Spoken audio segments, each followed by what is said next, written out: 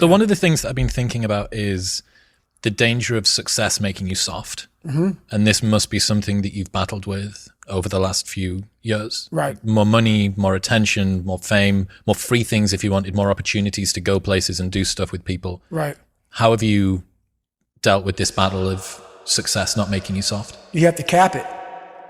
You have to learn to cap success. So what I do is, like right now, I don't like doing podcasts. There's a lot of things I don't do that I have to do now to get the message out there to help people out. And what I mean by capping success, I believe everybody should live their life. So everything that someone says in life, take it with a grain of salt.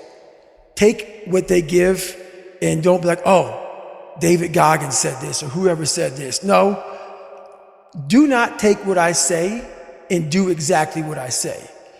So for me, what makes me who I am, because my mission is very different than yours or anybody else's, I have to go into a situation where, okay, I'm a guy who wants to make people better. For people to get better, I have to continuously get better myself. For me to do that, I can't just say, oh, I have this resume, the resume is there forever, I'm good. I have to cap my success, because for me to help people out, I can't just say I did it once and I'm good. I have to continue to reinvent the wheel of the mind and figure out more and more ways for you to pull. Because if I have a cookie cutter message, it may hit 5 people out of 25. You just failed. My message needs to be in a way where I can hit all 25 people. It needs to be broad enough to where all 25 people may not like the message, but they're getting something from it. And that is evolution. You must continue to evolve. And you don't evolve, for me, in my job, unless I cap myself somewhere and say, okay, you made this much money, get back to fucking work. It's time to get back to work. Stop hearing yourself talk, get off the podcast, don't be on social media too much, cut out all the fucking noise, get back to the fucking mental lab, because that's where the knowledge came from. So for me, I must cap myself so I can come back with better, more unique knowledge versus all that cookie cutter knowledge that's out there. That's why people buy the books I have, because it's not cookie cutter. It's real knowledge. The other thing now is, when you first started, you were a lone ranger. Right.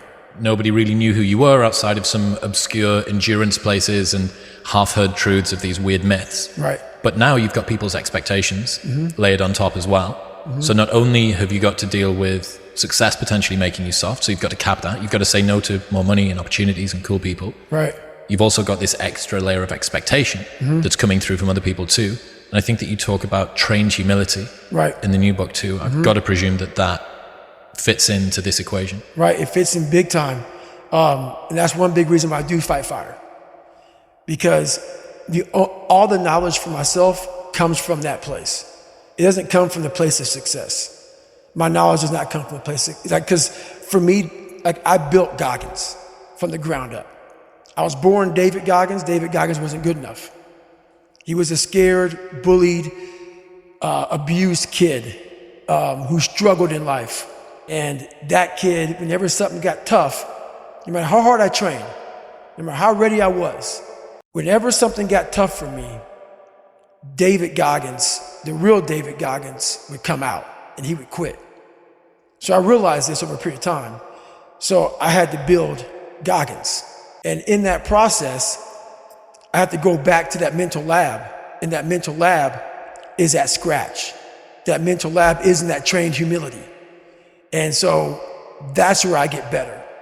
I get better when I'm digging holes in the ground, when I'm waking up early knowing I don't have to do these things. That's where I get better. So it's important to stay hungry. It's important to stay hungry, but it's important more to stay humble within that hunger. So while you're hungry, a lot of people are hungry, but humility is everything. What was that story about William Crawford, the janitor? Yeah. So this guy won the Medal of Honor. So he won the Medal of Honor, and which is the highest award in the military. And this guy went to the Air Force Academy, and he was a janitor. And no one knew who the fuck this man was. He had the highest award in all the military for heroics. For heroics, saving lives, putting his life on the line. Could have been killed.